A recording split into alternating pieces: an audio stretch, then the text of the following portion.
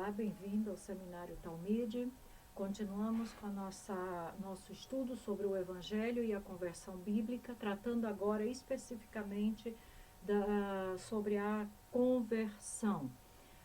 Vimos na aula anterior um pouco do que significa converter-se, o que acontece, os efeitos, as consequências. E agora nós vamos, nessa aula de hoje, nós vamos estudar acerca de algumas verdades sobre a salvação. A primeira delas é que a conversão consiste em uma mudança de vida e de serviço em lugar de uma mudança de características pessoais ou de personalidade. Um exemplo disso é o próprio apóstolo Paulo, quando era Saulo de Tarso. Ele era um homem que, antes mesmo de se converter, tinha muito entusiasmo, era cheio de energia, de valor e zelo pela sua religião e pelas coisas que concerniam a Deus. Antes da sua conversão, ele era assim. Depois que ele se converteu, a sua mudança, a sua transformação, não consistiu em mudança dessas características pessoais, porque Paulo continuou sendo uma pessoa assim. Mas consistiu em mudar a sua fé do farisaísmo a Cristo, a sua lealdade do judaísmo a Cristo, e mudar a sua própria justiça, a confiança na sua própria justiça pela justiça de Deus através de Jesus Cristo. Então, moralmente, a conversão significa uma mudança das normas do mundo para as normas do Evangelho. É uma mudança das normas de Satanás para as normas de Deus. A outra verdade, a segunda verdade acerca da conversão, é que a conversão vem ao homem através da graça de Deus, certo? A conversão vem ao homem, alcança o homem através da graça de Deus. Só a graça de Deus pode converter o coração daqueles que têm a sua vontade, que têm vontade de receber o poder transformador de Jesus Cristo, como diz em João 6,44, quando Jesus disse que se o Pai não trouxer, aqueles que o Pai trouxer, vem a Ele, que se o Pai não trouxer, ninguém pode vir ao Senhor. Então, é uma graça do próprio Deus e não dos homens. E é importantíssimo que isto esteja bem claro para cada um de nós. A terceira verdade acerca da conversão é que as pessoas boas não conseguem a salvação senão através da conversão. O fato de uma pessoa ser boa não significa que ela é convertida ou que já tem a salvação. As pessoas boas ou as pessoas más, todas necessitam converter-se. Uma pessoa boa que não se converte vai para o inferno com toda a sua bondade, né? Como qualquer pessoa boa, necessita ser convertida ao Senhor Jesus Cristo para obter a salvação. As suas atividades religiosas, sua obediência cuidadosa à lei e o zelo com que se entregava ao serviço religioso era nada mais que trapos de imundícia, como diz Isaías 64:6. Porque nasceram da carne. Paulo teve que estimar tudo que havia recebido, alcançado por motivos e esforços pessoais como perda para receber a Cristo.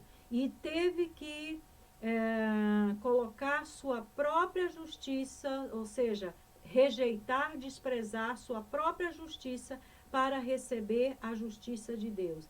E assim converter-se e ser salvo. Então, Paulo, como qualquer outra pessoa boa, necessita se converter para ser salvo. Em Filipenses 3, 1 a 9, Paulo descreve isso, que ele deixou todas as coisas e que ele considerava como lucro, ele considerou perda para ganhar a Cristo, para ter a vida eterna e para alcançar a salvação. Então, é importante que as pessoas compreendam isso.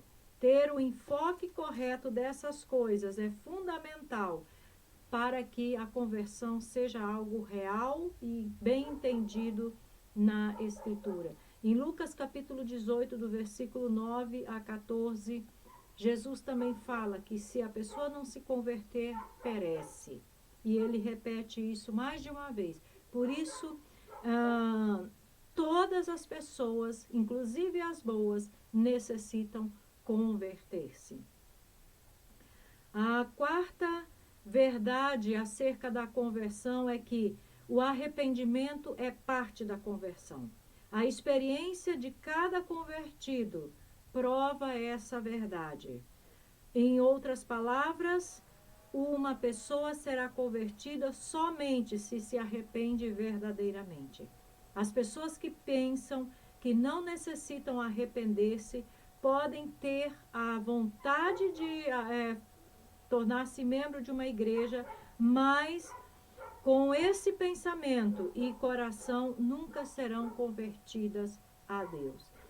Recentemente eu ouvi uma declaração de não lembro se era um jornalista ou alguma coisa assim, que inclusive não era cristão, e ele dizia isso, e ele estava falando, mostrando pelo comportamento de alguns cristãos, como que muitos desses cristãos estavam simplesmente filiados a uma igreja para amenizar para tranquilizar a sua consciência, mas que de fato não eram pessoas convertidas e comprometidas com o evangelho da verdade. Então, o arrependimento é parte da conversão.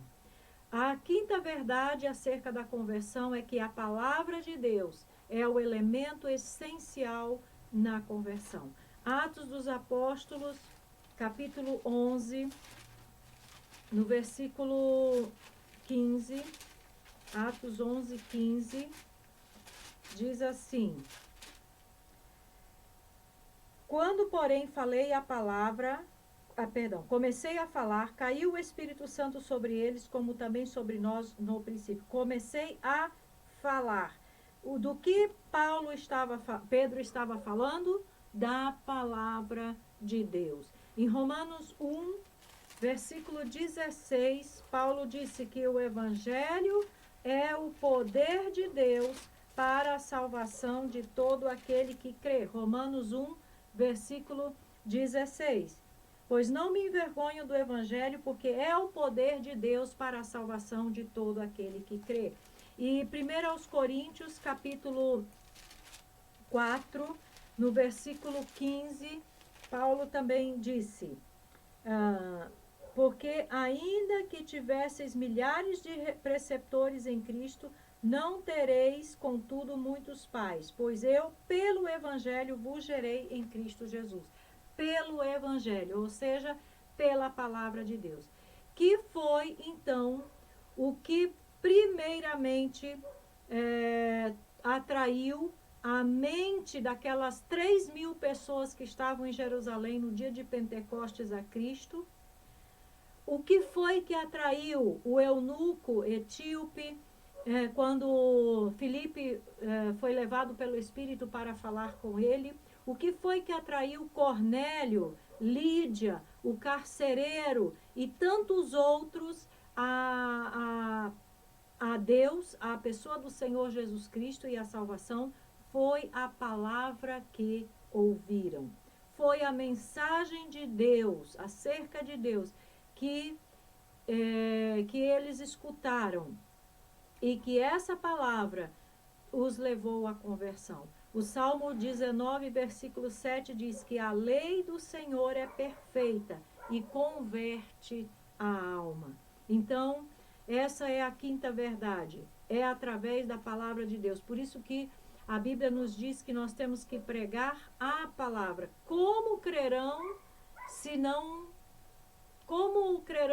ouvirem, certo? Então é necessário ouvir a palavra para poder crer. A sexta verdade é que Deus usa pessoas comuns para mostrar a outras acerca da conversão. No dia de Pentecostes, os discípulos cheios do Espírito Santo foram usados por Deus para a conversão de 3.000 pessoas. Todas as conversões mencionadas nas epístolas e no Novo Testamento também mostra que Deus sempre usou uma pessoa como instrumento, como meio, para que outras pessoas pudessem ouvir a verdade e se converter. Em Tiago, capítulo 5, versículo 20, está escrito: aquele que faz voltar o pecador do seu erro, salvará da morte uma alma e cobrirá multidões de pecados. Então, observem que Deus usa pessoas para anunciar o evangelho a outros e trazer outros à conversão. A oitava verdade é que é Deus quem faz a obra de conversão. O único papel do homem é pregar o evangelho. Quem convence, quem faz, promove, quem gera o novo nascimento, quem produz a fé para que o homem creia e se arrependa é o próprio Deus. É Deus quem efetua o milagre da graça no coração da pessoa. É Ele quem faz a transformação maravilhosa. Em Filipenses 2,13, porque Deus é aquele que em vocês produz assim o querer como o realizar. E em João 6,44, nós já lemos que ninguém pode vir a Jesus, e Jesus disse, se o Pai que o enviou não o trouxer.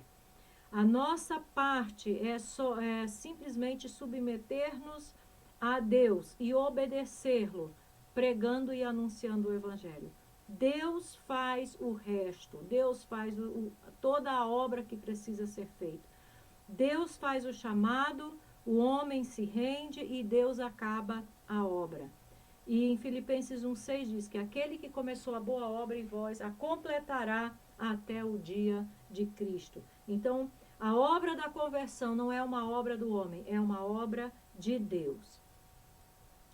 Qual a diferença entre um convertido e um não convertido?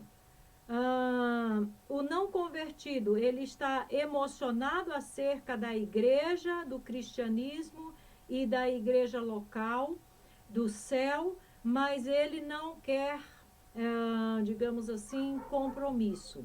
Ele só está emocionado, acha bonito, interessante e agradável.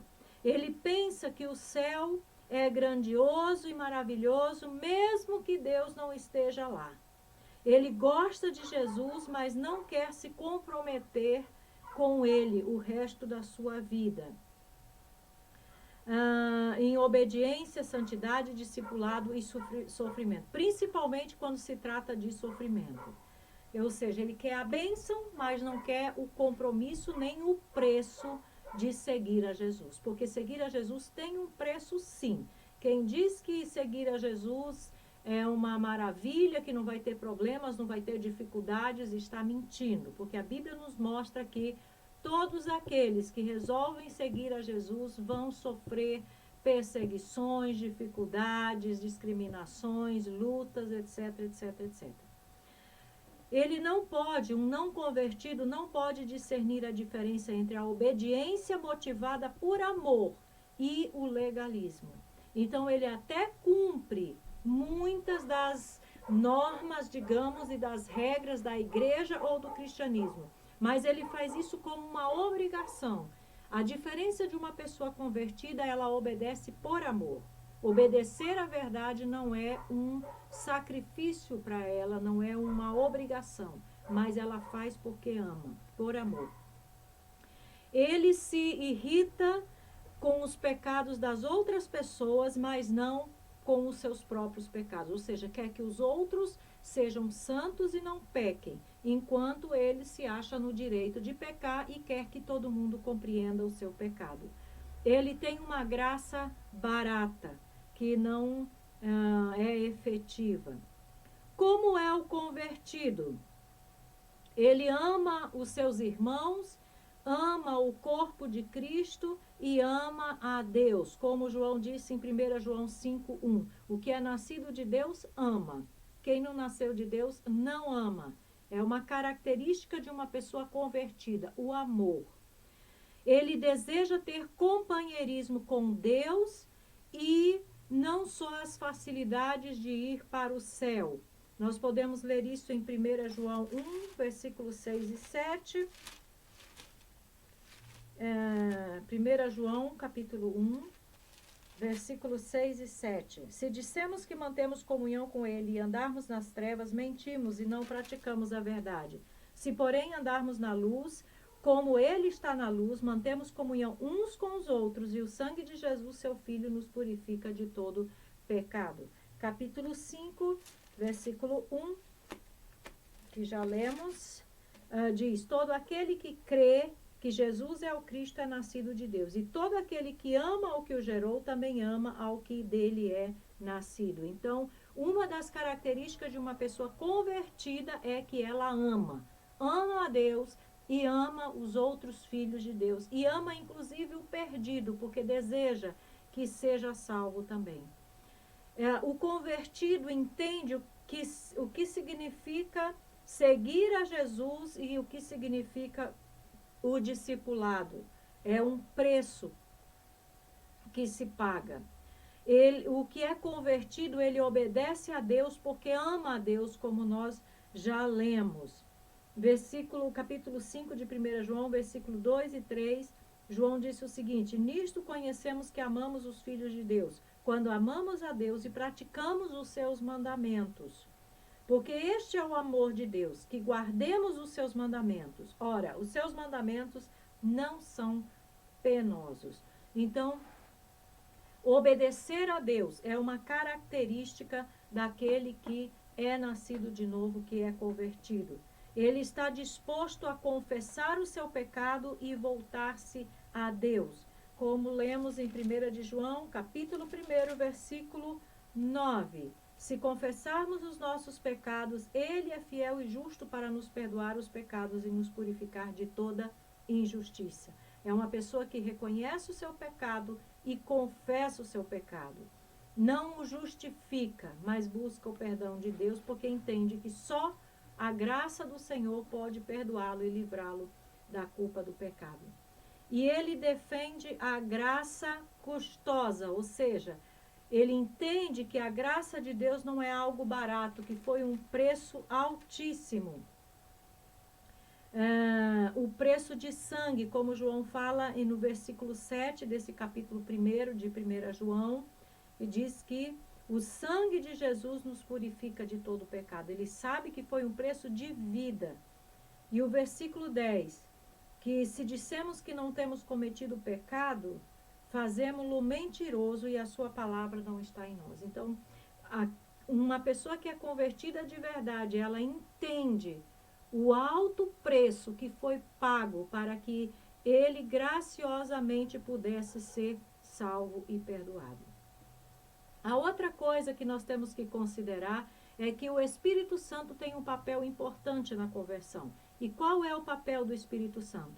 A conversão é uma obra da Trindade, aonde as três pessoas, Pai, Filho e Espírito Santo, têm um papel específico com relação à salvação.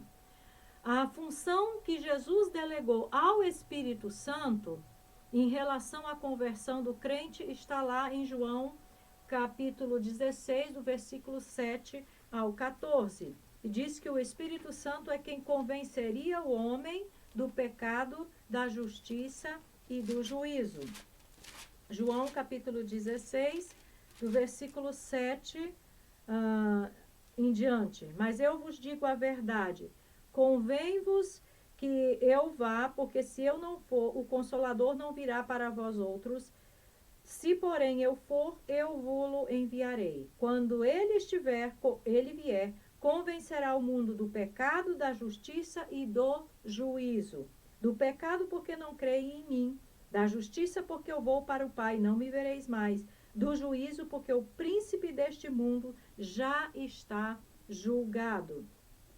E nós encontramos ainda Jesus dizendo mais: tenho ainda muito que vos dizer, mas vós não o podeis suportar agora. Quando vier, porém, o Espírito da verdade, ele vos guiará a toda a verdade. Porque não falará por si mesmo, mas dirá tudo o que tiver ouvido e vos anunciará as coisas que hão de vir. Ele me glorificará, porque há de receber do que é meu e vou-lo-á de anunciar. Então, observe que o Espírito Santo tem um papel importante na salvação do homem também. É o Espírito Santo quem convence o homem do pecado, da justiça e do juízo, e é o Espírito Santo quem guia, quem dirige o homem à verdade, convence o homem da verdade. Por que o Espírito Santo tem que operar? Vamos ver por quê. 1 de Coríntios, será que é necessário mesmo a atuação do Espírito Santo? 1 de Coríntios, no capítulo 2, versículo 14, 2,14 diz: ora, o homem natural não aceita as coisas do Espírito de Deus, porque eles são loucura, e não pode entendê-las, porque elas se discernem espiritualmente. Então, é impossível que o homem natural, sem a atuação do Espírito Santo, compreenda as coisas do Espírito de Deus. Em Efésios capítulo 2, versículo 1, Efésios 2, versículo 1, Paulo disse: ele nos deu vida estando nós mortos em nossos delitos e pecados. Estávamos mortos. É impossível que um morto pense, veja ou entenda qualquer coisa. Versículo 5. E estando nós mortos em nossos delitos, nos deu vida juntamente com Cristo. Pela graça sois salvos. Capítulo 4 de Efésios, versículo 18. Obscurecidos de entendimento, alheios à vida de Deus por causa da ignorância em que vivem, pela dureza do seu coração.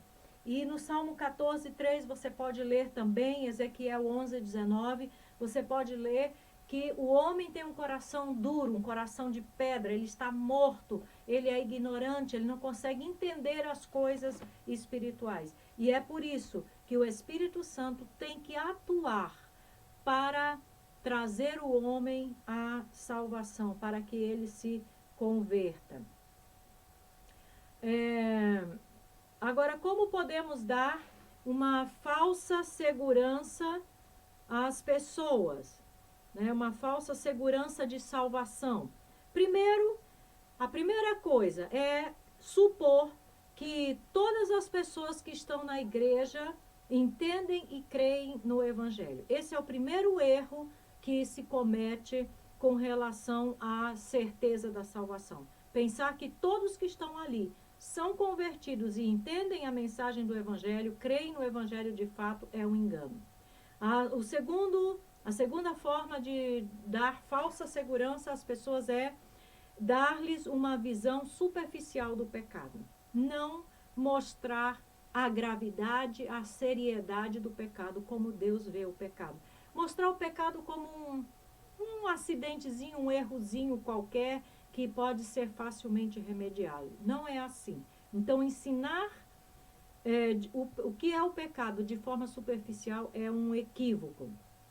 A outra coisa é tratar a permanência da pessoa na igreja e a disciplina de forma ocasional ou superficial, sem seriedade.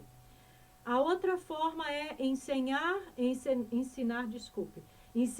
a basear a sua segurança em ações externas e não na graça de Deus. Ensinar as pessoas que têm que fazer para que Deus possa salvá-las. Ensinar as pessoas a confiar nas suas obras e não na graça de Deus.